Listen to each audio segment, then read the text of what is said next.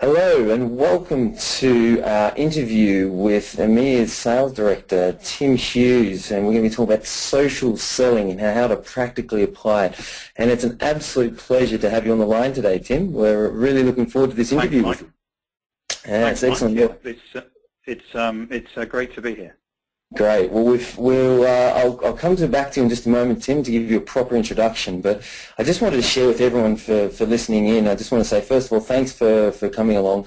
The reason we've put this interview together is that, let's face it, the way that business is being conducted these days has changed. Social media's had a massive impact on business, and there's a lot of buzz around the topic of social selling. And we want to hear from someone like Tim, who's involved in such a large company of Oracle, about how your team are practically implementing some of these strategies and achieving tangible results.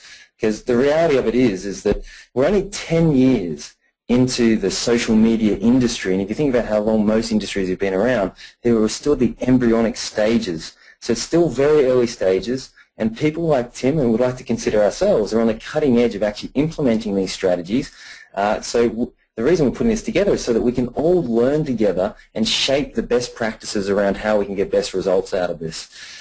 So basically, we want to stop talking about theoretical concepts, and we want to talk about practical concepts and of how people, or what we're actually doing to get results. So I hope you enjoy this interview, and let's start to get into some more of the things to get it off the ground.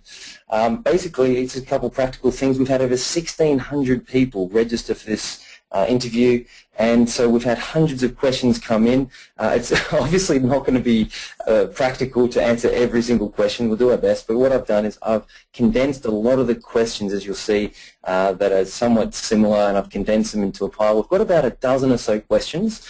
We'll be going for about 40 to 50 minutes. So we'll do our best to try and keep short, concise answers, but sometimes I'm sure Tim and I will go off a bit of a tangent because we're so passionate about these topics and we want to serve you to the best ability.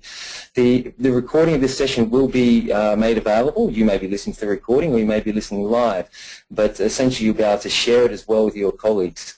And so that's a bit of the housework. So let's get into some of the things about who we are and why we're here. As you can tell, or maybe not as you can tell, you can't see me. It's one of those concepts of sitting on a webinar. But that's me on the right-hand side there with the big cheesy grin. That's my business partner, Bert Verdonk. Our company was the world's first certified LinkedIn training company back in 2010. Jan Vermeeren, who's one of our business partners as well, he and Bert wrote a book which is called How to Really Use LinkedIn, which you can see on the left-hand side there. That book at various stages has been purchased by LinkedIn themselves and actually given to new members of their staff at their EMEA headquarters in Dublin. And just for those of us that are listening outside of the EMEA region, EMEA, which is EMEA, stands for Europe, Middle East and Africa. I know we've had people from all over the world register for this, so I just wanted to clarify that if you hear us using that a couple times. So, and essentially our organization has 18 different LinkedIn trainers. We now currently deliver training in 9 different languages, and we work with organizations to implement social selling and social recruiting strategies where we focus on LinkedIn. But what we do is we collaborate with other organizations, other companies who provide special services and skills to basically execute on holistic social selling and social recruiting strategies.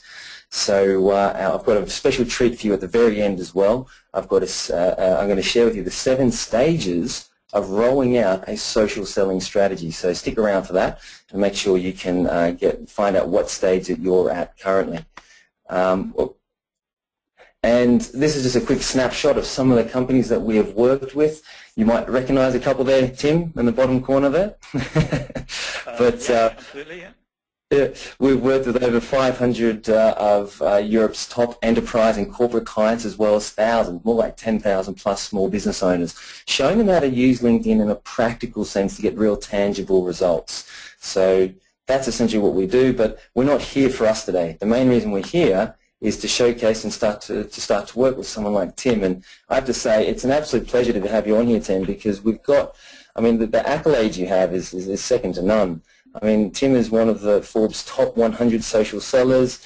He's ranked 31 for the top UK online marketing influencers. He's 27th, so in the top 50 ERP thought leaders, and he's also ranked in the top 100 global influencers for big data and CX.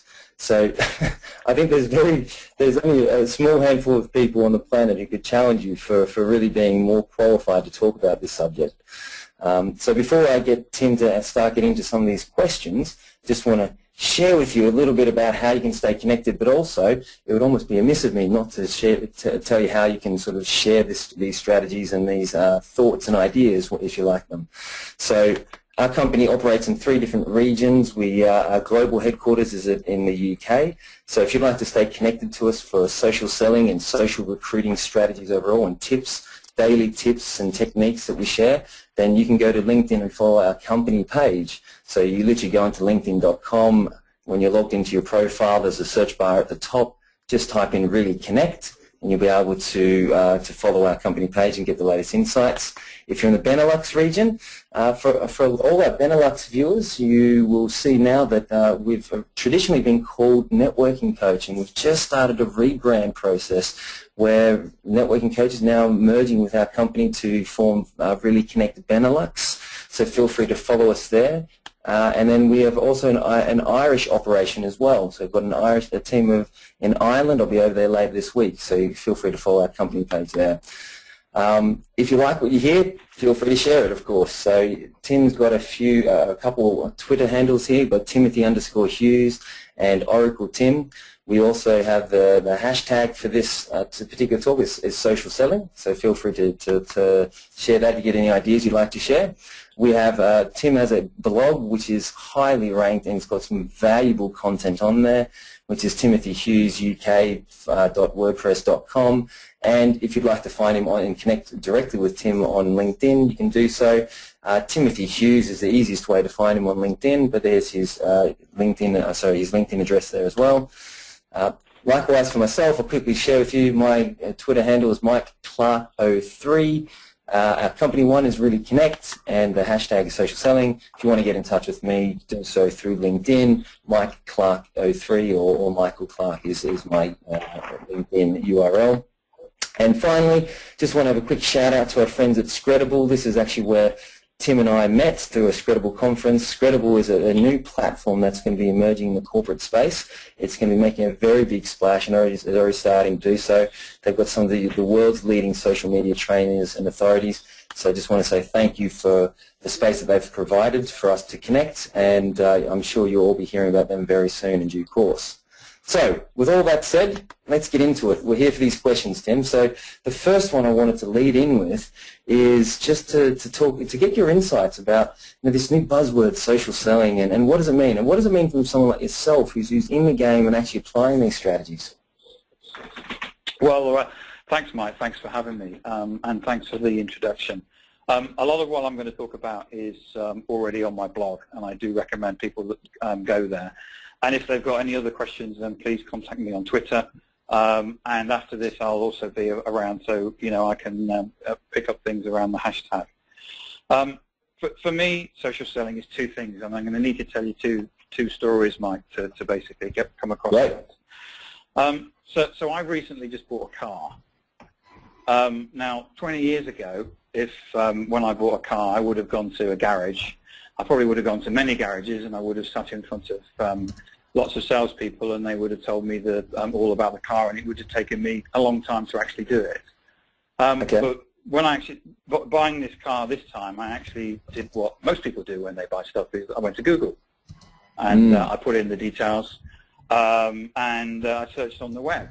I then, turned around in the office, and I talked to people that I knew that had similar sort of things. Basically looked at discussion groups, and then came up with a short list of the cars that I was going to buy. I even went online and configured the car, and I was pretty sure, and I knew what I wanted. And by the time I actually got to see the salesperson, I had actually already made my decision.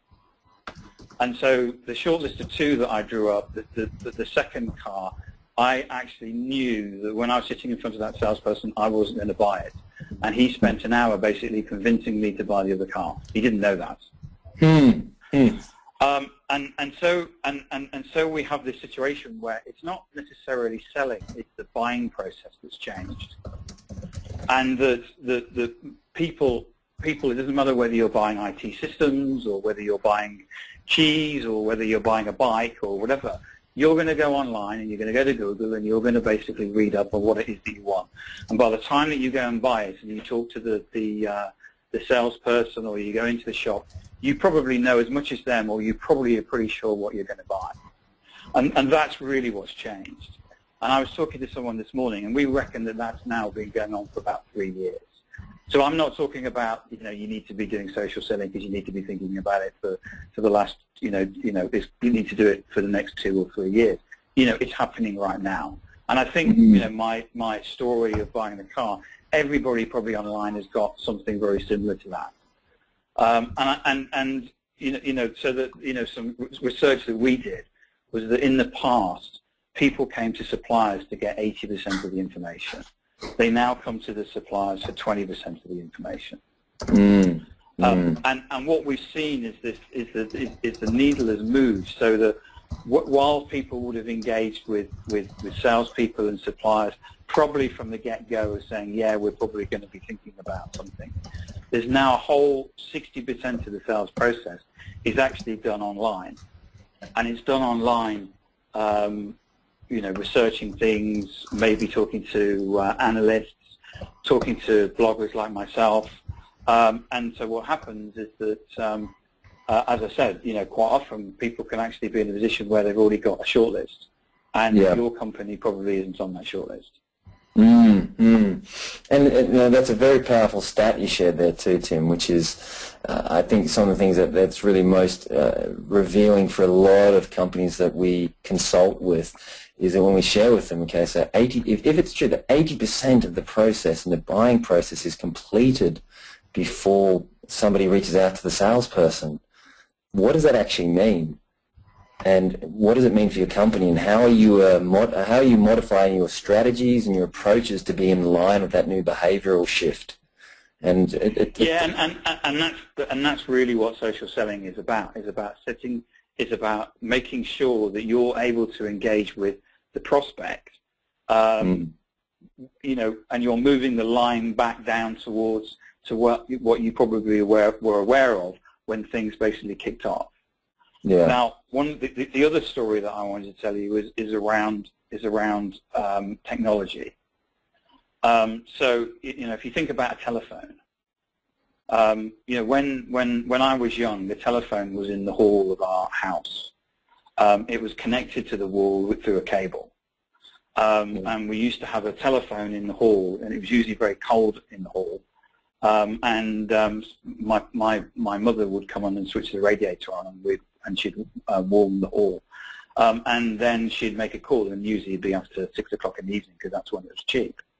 What we have now is that we have iPhones and we have Android phones and things. And while we still make telephone calls on phones, what we're also doing is that we use it for Facebook and we use it for Twitter and things.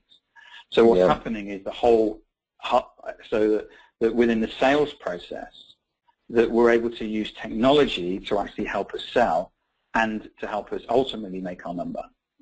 And part of today, I'll go through some of the technologies that we're using, and I'm not going to talk about the detail of of how that technology works. I'm going to talk to you about how we're using it from a business perspective. And right. So from me, social selling is about the buying process that's changed, and engaging with the prospect earlier in that process, and also using technology to enable us to do that, or to actually use certain tools and techniques to actually get finders leads out there in the online world. Yep. Fascinating.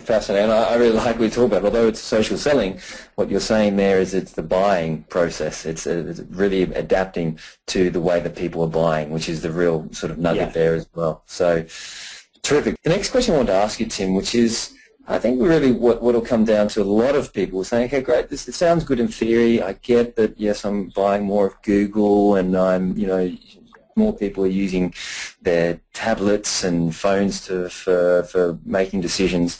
But does social selling actually work, and what sort of examples or case studies do you have that you could share with us that quantifiably prove that this is worthwhile moving this direction? Okay. I mean, we're finding certainly with pretty much all of our salespeople now see LinkedIn as pretty much sales 101. When we recruit salespeople, the first thing that they want to do is they want their laptop, the phone, and basic access to LinkedIn. I think that's because what we're seeing is that LinkedIn is able to actually accelerate the way that people work. And I've got a sales guy his dog's got 200 followers on Twitter. So we are sort of, he's kind of at one end of the spectrum in terms of understanding things from a social media's perspective. But what we're finding, I mean, I'm going to talk a little bit in a couple of slides about the ROI that we're getting. But certainly around the social media listening, now that's probably one of the biggest areas of demand generation for us. So we're using a tool, it's from a French software house called ICO Systems. And what that does is it allows you to look at linkages or connections out there on the online world. So mainly it's a sort of you're watching connections going on within LinkedIn. And that's certainly from a social media perspective the biggest area of where we're generating the most leads. We're also using that as a way of all of our must-win deals are tracked in this tool, and we're also using that as a way of supporting competitive intelligence. So, for example, I mean, in terms of the must-win deals, what we're looking for is competitive activity in those particular items. Now, it's very difficult to actually quantify a return on investment on there, but we are aware of large transactions that we have undertaken, that we have watched, we have seen competitive activity, we have responded to it, and we won them. Now, I can't actually make the connection between the two, but the salespeople, one of the particular salespeople had said, if it wasn't for you, yeah, I don't think we would have spotted that. Excellent. And what sort of size, are these just small contracts, are these large contracts? Or, I mean, is there any way we can talk about that at all, or is it they're just... Well, yeah, so I mean, Oracle sells, right from the top to the bottom in terms of size of companies. We can have multiple million transactions right down to, the cloud products that we've launched can be, tens of thousands of pounds rather than millions of pounds. And, we can supply systems to what we would call mid-size or SME companies. But regardless of that, I mean, every customer is important. And what we would do is that we, in each case, each particular forecast, we're tracking all of our must-win deals for competitive activity and those connections that are taking place. Okay. We're also using it as a way of getting wider and deeper within accounts. And it's great for the fact that it's our competitors that are going out and basically finding those people, and then what we're doing is we're seeing it within the social media listing tool, and then we're actually able to go and engage. Yeah, okay, great. And what I like about what you're saying here, which I think fundamentally is a shift overall for businesses and companies in general, and this is what social media has allowed us to do, is that the key word I took away from what you're saying there, Tim, is that you're listening. You're listening to what the marketplace is saying, and as a result of listening, and I love that on your profile, actually, your LinkedIn profile, it's one of the first things you say, you built your career from listening. And, so that's why social selling allows you to tune into more deeply what is the marketplace saying and how can you respond according to that. So that's very, very valuable, very insightful. Thank you. Excellent. So let's look at next sort of question is, because I think when you do social selling at the core of it, there's multiple departments that need to be involved, multiple people, particularly inside the larger the organization, the more complex it gets. So what does it take to get it right, and which departments do need to be involved? Well, we've involved stakeholders right across the business, in sales, in marketing, in operations, any particular organization that touches a customer, we've got them involved. So we've got people that do demonstrations, so they're involved in the program. So we've got something like 600 salespeople across Western Europe, but when you look at all the different people that are involved, it's a project of about 2,000 people, again, across different countries and different geographies. And that's, very difficult to control, but it's about making sure that all of the stakeholders are bought in. So to make a project a success, you got to have buy-in from the stakeholders. If this is just Tim Hughes, thinks that social selling is a good idea and he's going to have a little play with it, it isn't going to really work. Yeah. And I'll talk to you a little bit about how we're using social tools to basically communicate with each other across the projects, and how we're using our technology to basically talk with each other across those different departments, so you don't end up just throwing stones at each other. Yeah, perfect. So what we've done is that we've always started small. We've chosen our battles, and the guy, you'll soon know which are the people that will pick up on this and run with it, and which are the people that don't. So the guy that we have, whose dog's got 2,000 followers on Twitter, he was one of the first people that we went to, and we started working with him. And of course, as soon as it starts working, he's able to tell other people, hey, you should be doing this. And that's one of the reasons why we took the social media right to actually looking at the actual deals that were coming up in forecast, because then it was we were able to be right in front of the sales VPs and say, this is what we found in this particular account. Yeah. Yeah. And actually, we got to the point where the sales VP, especially around the social media listening and the collaboration piece, he says he can't run his business without them. So that's really that's really about getting those people involved, and then we start moving and start rolling it out, and start talking to the people that we think were going to be a little bit more difficult, and then start moving it out from there. That makes a lot of sense. So it's start with the path of least resistance, and work with those who are eager, and then go from there. And that's often what we do as well, rolling out strategies inside large corporates. We often form a pilot group and work with that pilot group, and they're usually the people who have put their hand up to say, listen, if this is going to go ahead, I'd love to get involved. So, excellent. Okay, great. Terrific. I was just saying that now it's that content is king, and now there's some phrases going around in content. Is it content or context? And so I just want to find out from you about how important is content and all the strategies that you're deploying. Well, we're recommending that that each salesperson, the only way that they're going to engage with prospects earlier on is to basically position themselves as thought leaders within their niche, industry, subject area, product area, or whatever it is. And that means putting together a buyer-centric profile. So we don't have CVs, and it's not about having profiles that are outwardly looking for recruitment consultants. It's about if a customer is out there researching a particular subject, they need to be able to find you, and they need to be able to look at your LinkedIn profile and go, oh, that person could be interesting to talk about in that particular area.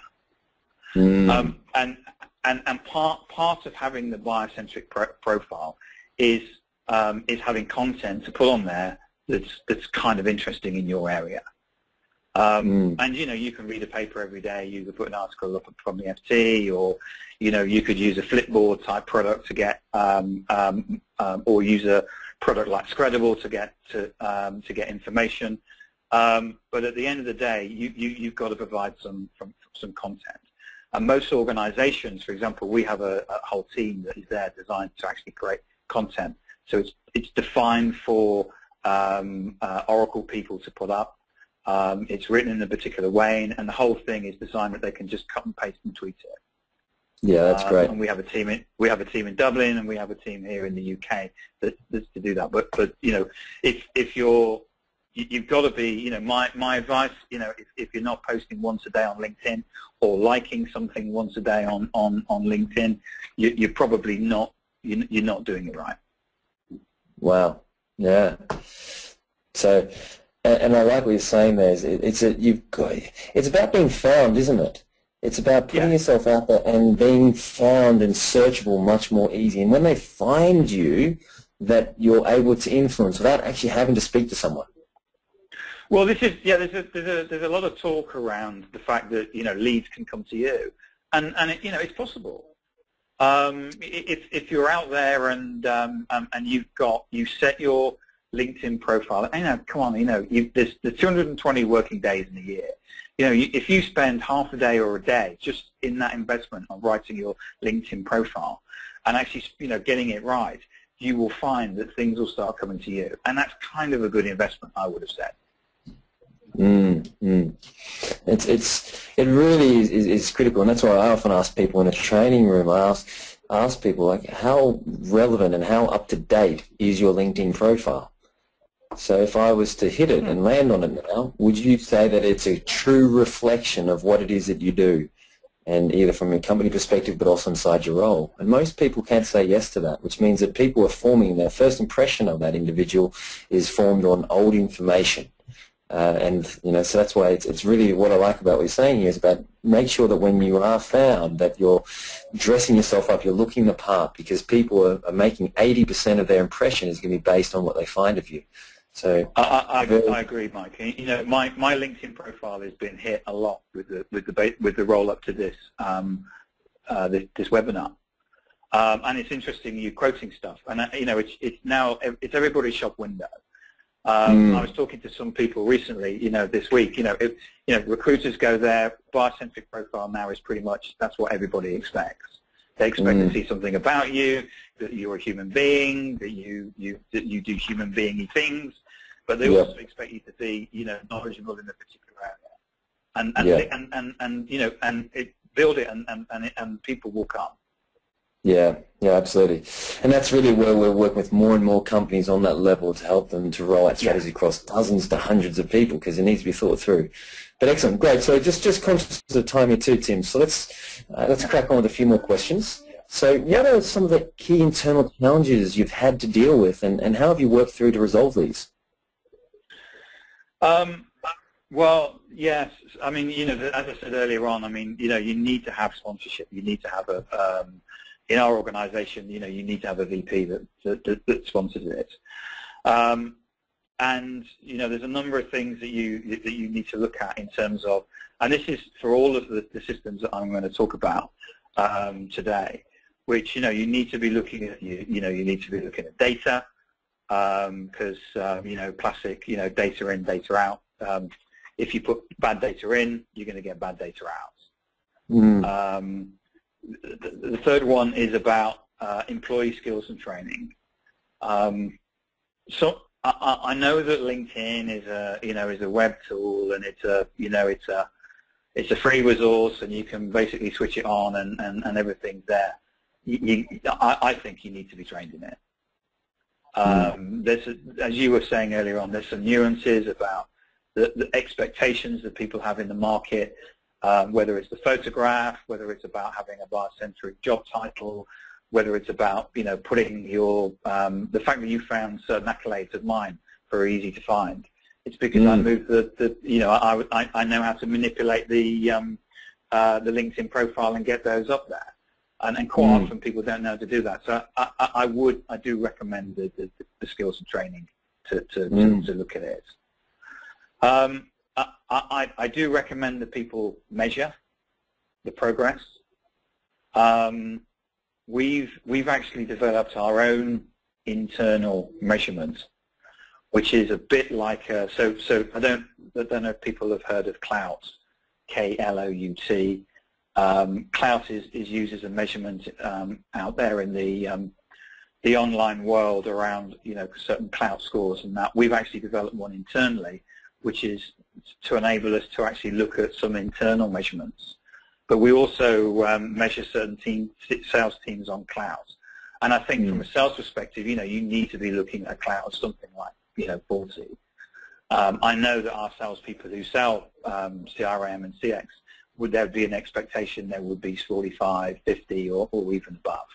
And they would be measured on that at interview.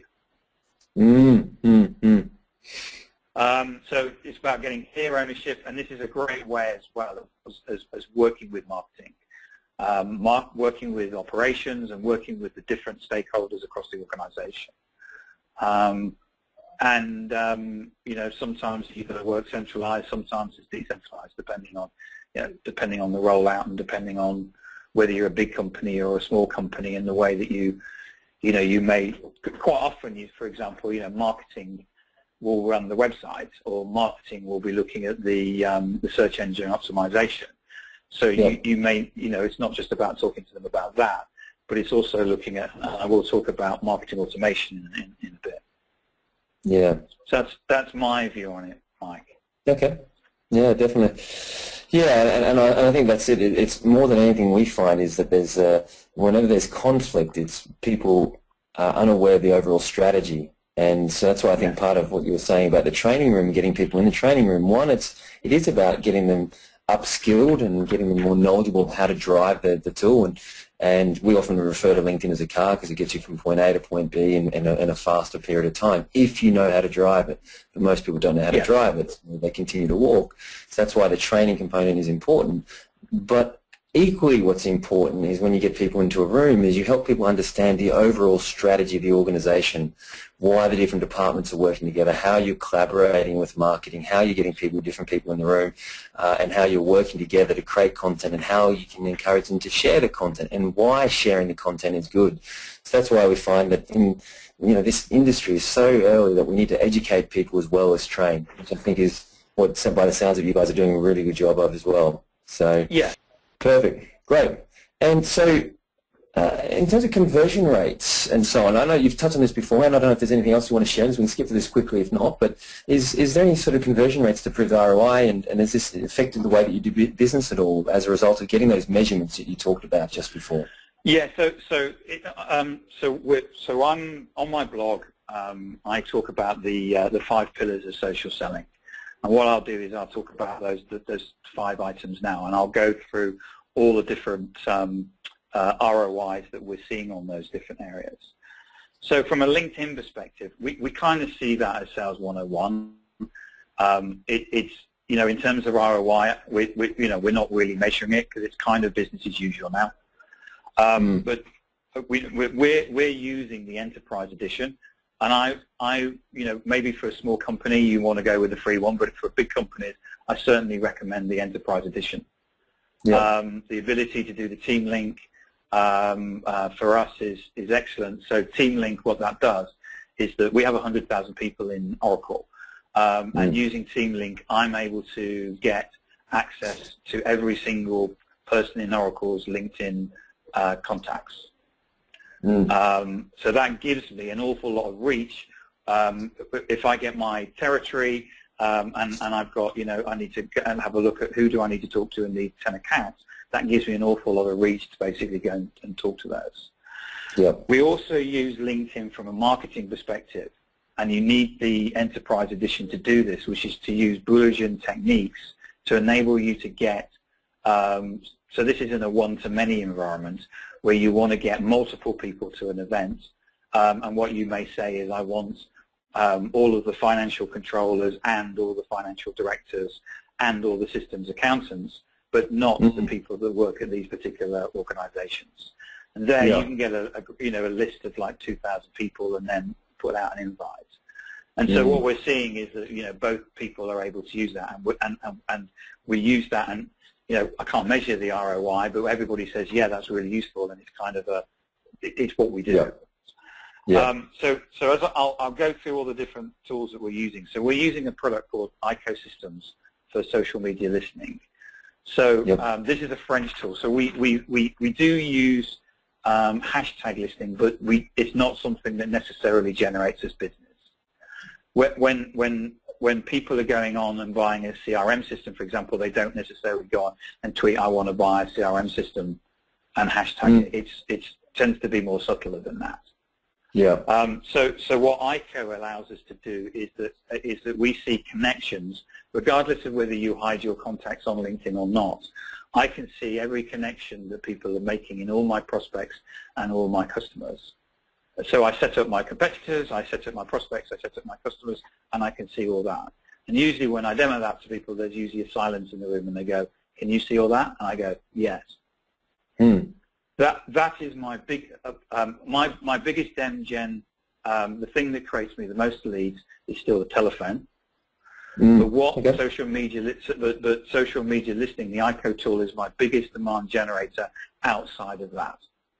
And as I said earlier on, what it also allows me to do is get wider and deeper in accounts. Yeah. So, for example, I think it's a figure of something like for every enterprise deal, there's 4.7 people. I think Bert put out a figure of 5.2. 4.7 or 5.2 people involved. A lot. Yeah. And therefore, when you do a territory review with a sales guy, and he or she is basically saying, "I'm talking to Fred," and you're thinking, well, is that the only person you're talking to? And you know very well that there's far more people that are going to be involved, and LinkedIn and ICO allow us to do that. That's brilliant. The third tool that we use is marketing automation, and of course we use Eloqua because we bought the company. And the ROI on that is very straightforward. For 100 companies that we talked to in the past, we would find 5 of them that would say, yeah, why don't you come out and talk to us? The other, another 25 would probably say, yeah, send us a brochure, or contact us in 3 months, or contact us in 6 months. What we're able to do with the other 25 is basically put them into a nurture program. And there's a 6-month nurture program, or with the branch points, it could be whatever flow that they go through that we've set up within Eloqua. And what happens is that they will pop out the other end as a lead. So that takes 6 months or 3 months to basically kick in. But what we've done is that we've taken our response of 5 to 100 to 30 of 100. So it's a kind of a pretty good increase in the ROI there. The next thing that we're doing is that we're using a tool called Analytica. Analytica is a influence management tool. So what it does, it finds influencers in the online world, and you then decide what you want to do about them. So, for example, what you're trying to do is get to the well, traditionally you've gone to the Gartners or the Foresters, but there are a lot of people out there who are influencers in their own right. So the Ted Rubins, the Brian Solaces, the Tim Hugheses, those sort of people that have a relatively high cloud score. They're people that that people trust, and they also have an opinion. And people go to them and they ask them their advice on stuff. And what we would like to do is them to at least know about what we do. Yeah. The final element is about collaboration. We have a tool that we use internally, which is our own equivalent to Facebook. So it's within the firewall, and that allows people to collaborate internally. And what that's done, it's not actually reduced the number of meetings we have, but it actually can reduce the time frame on the meetings. So the industry always has to have a 3-letter acronym, and the 3-letter acronym for that is a Enterprise Social Network, or ESN. As I say, we use our own Enterprise Social Network. McKinsey say that you can increase your work efficiency by about 25%, and we've done that. We quite easily done that. We have meetings where we'll collaborate beforehand. You'll go to the meeting, and in fact, a lot of stuff has already been done, and then we'll collaborate afterwards. All of the marketing events are all are done in this way. So the salespeople and marketing are working together and are collaborating, and that's going really well. And we now run, the amount of email that we use has gone down drastically, and we pretty much now run the business on our Enterprise Social Network. So that I just wanted to take you through that. So they're my 5 pillars that I'm saying that people need to look at. Obviously, it's a journey. You need to start somewhere. It's not something you can do all in one go. But they're the sort of things that I'm recommending to people that they need to be looking at. Yeah, that's brilliant. There's some real gems in there, and I think what you're sharing there, particularly at the end about collaborating and making increasing efficiency. I mean, that's amazing. 25% is, if you get 25% more out of your staff members, that in itself is a huge improvement. So that's terrific. Okay, so did you want to finish that question, Tim, just regarding driving traffic to the website? Yeah. Yeah, it's an interesting question because I'm from a social perspective. As a salesperson, I'm interested in the website, but kind of I want the traffic to come to me because I want the lead to come to me rather than the sort of website. But maybe I'm being selfish and controlling, like a lot of salespeople are. I mean, everything that you do in terms of content, whether it's LinkedIn or Twitter, should ultimately drive stuff to the website. Yeah, absolutely. So you even though it is so all these activities that drive traffic to there, which and again, from the listening tools that you were talking about, it gives you the ability to not even just have people on your website. It allows you to extend beyond the website now when you have the right tools in. That's what I'm hearing from what you're saying. So we've got salespeople that have got blogs. We've got salespeople that are authors on LinkedIn. They're really stepping up in terms of this position as being thought leaders within their particular niche. Yeah, great, terrific. Let's go. I'm just conscious of time here too, Tim. So maybe just want to cover this one quickly, which is LinkedIn doesn't seem to be as engaging the way Facebook does, but is it really a worthwhile platform? I think you've touched on that already, but if you want to add any other comments on that one. Yeah, when you're on LinkedIn, you're working. Everything that you're doing is about work. You don't get sidetracked by the cat photos or the people throwing ice over their heads or something like that.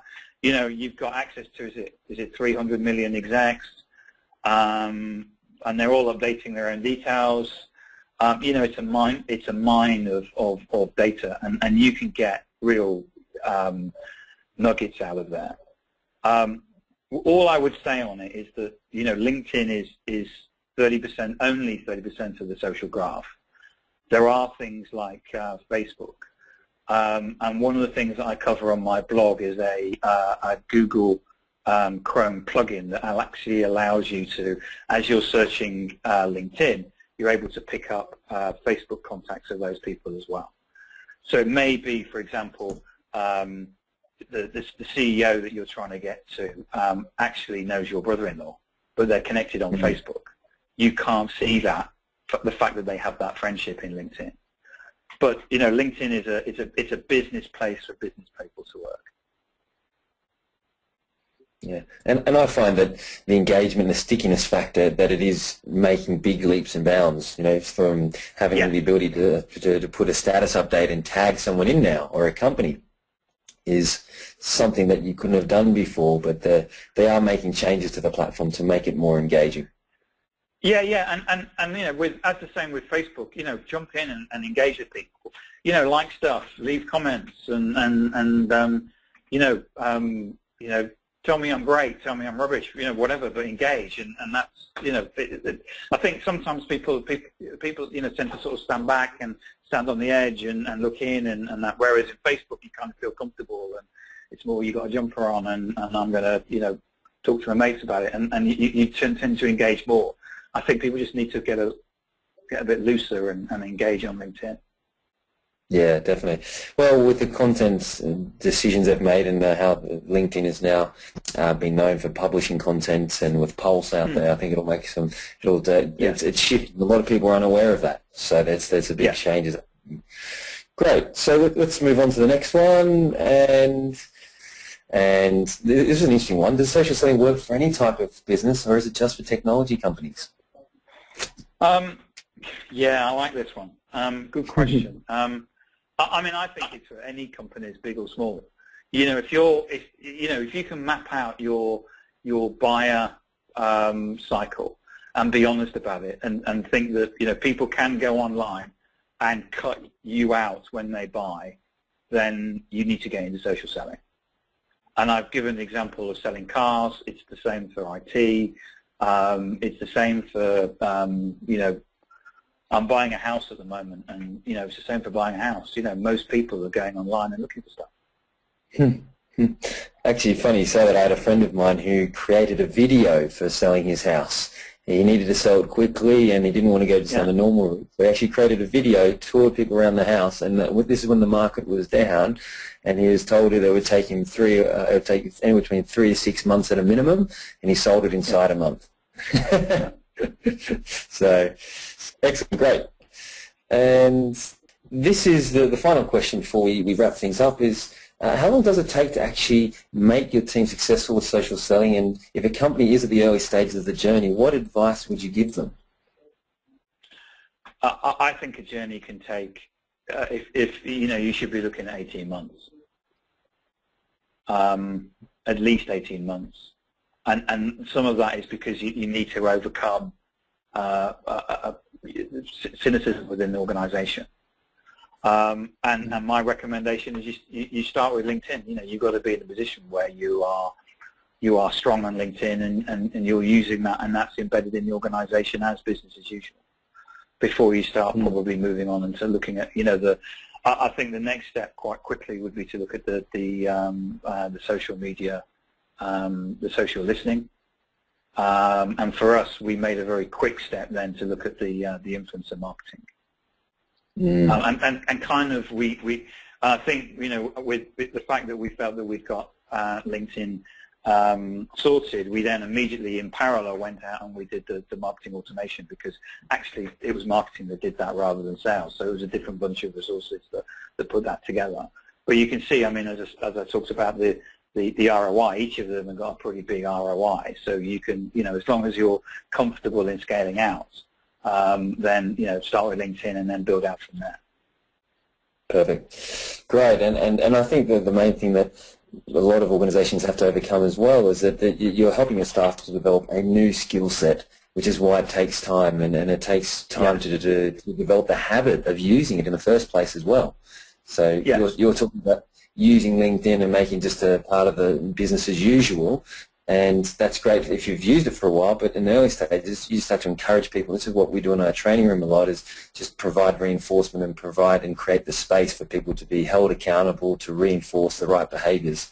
So, excellent, great. Well, actually, I'm going to touch on something which will relate back to this just now, but before we wrap it up, I'd just like to share with you a couple other things that happen. Is that this is essentially what we find is to be what we call the 7 stages of your social selling journey. As I said, we're creating this new industry of social selling and new concepts as we go, and there's a process that we found from working with a lot of companies, and the first stage is awareness. Awareness is really just about knowing what is possible. So often it's you're unconsciously incompetent because you're unaware of it, and all of a sudden you're made aware of it, and there's a lot of excitement around it, but at the same time fears and concerns could also pop up. The next step you often move on to is aspiration. This is where you start to look at where are the goals, what are the goals, what are the objectives that you have for achieving this. If you were to do this, what outcomes would you want to see as a result of it? And you really need to start with that in mind so you know what you're working towards. Once you've done that stage, you then look at the strategy, and this is where we get involved a lot of companies at the strategy conception phase. You talked about using the different departments, Tim, and talked about the different types of not just stakeholders that you need to have involved, whether it's 4.7 or whether it's 5.2, and whether 2 or 3 departments you need to be involved, but you really need to look at who's going to take responsibility for what area, and again, develop the strategy as an organizational level, and making sure, I love what you said about collaboration, Tim, and making sure that when you develop the strategy that you have ways to communicate this with other people and everybody involved so they know why they're doing something in the first place. Then from there on, once you've got that strategy consultation in place, you then work in the content element. What is the content you're going to create? What are the content you need for the different niches and the verticals that you operate inside of? And then how are you going to develop the content? As you said, Tim and Oracle, what they do is they have people who are full-time and specialized on that depending on the level of your organization, you may be able to afford that luxury, you may not be. But you need to be looking at what content you can create and how can you share it to position yourself as thought leaders, particularly what you're saying there, Tim. I love that. And then once you've got that in place, the next phase is how do we roll this out across an organization? So we've been working with companies like Siemens and ING, doing internal train-the-trainer program, or you might be looking at classroom face-to-face training. You might be looking at one-to-one training. You might be looking at online training if you've got divisions and people who are on the road quite a bit. So, or you might be looking at a blended mix of all of them. So these are all the types of questions you've got to be considering, and it's always specialized and customized to your particular business environment. Then once you get to that phase, I think this is what you're talking about, Tim, is you start getting the metrics back. You start looking at, okay, so how do we track the results? How can we measure the success of it? How can we prove the ROI? What are the return on investment? How can we get a 25% increase in performance? How can we see that there's millions of pounds and new business that's been brought in as a result of it? And once you've got that, this is why it takes time to get to this level, because that takes a while just to get there. And this is what you're talking about, Tim. It takes 18 months. We have all clients who've been doing this for even longer. And this is where you get to the stage where you want to scale up. And scale up is then about how do you then roll this out across multiple divisions. You might have just started with a pilot program and now you're looking to do it across multiple departments or business units. Or, like we're doing with a few companies, we're then looking to roll it out inside different regions, like geographic regions, Northern Europe, Western Europe, Central Europe, etc. like that.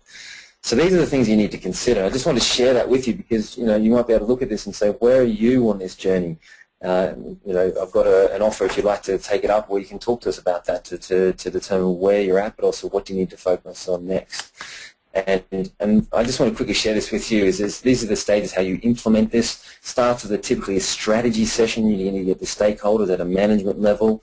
Then start to work at a tactical component. Because if it's true that 80% of the decision-making process is complete before someone reaches out to you, you've got to start thinking about what is the content you want to have on your profiles.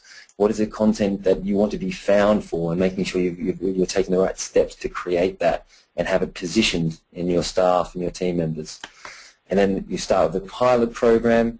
From once you execute and deliver on the pilot program, you can then look at doing an awareness session to educate people and to make sure that they're aware of what's going on and why this is happening. Because if you do things in isolation, you'll create confusion and you'll create a lack of motivation to follow through with it all as well. So these awareness sessions are very important. And then from here to stages 7, 8, and 9, this is what we talked about before, which is the rollout phase, which is really looking at the multiple steps. And it's always customized based on the previous elements we covered. You look at it was online training, face-to-face, classroom, and learning, that type of thing. So just wanted to share that with you because I feel that it's relevant, and I'm sure you've gone through a rollout of sorts similar to that too, Tim. Yeah, that's really good. Yeah. From here, really, if you are interested in knowing about how we could support you more specifically, we do all the training we do, and consulting is done in company, majority of it. So we're happy to offer a complimentary consultation, and as I said, every company and every organization is at a certain stage of their social selling journey. If you're interested to know at which stage you are currently at and what you can be doing to accelerate the path you're on, but also understand clearly what you need to focus on as an immediate next step, feel free to get in touch. Go to reallyconnect.com/oracle, and you can register your details there. There's some criteria we have, such as people having more than 10 people in their team, such as you being based in certain regions, etc. So there's some criteria there you can check out.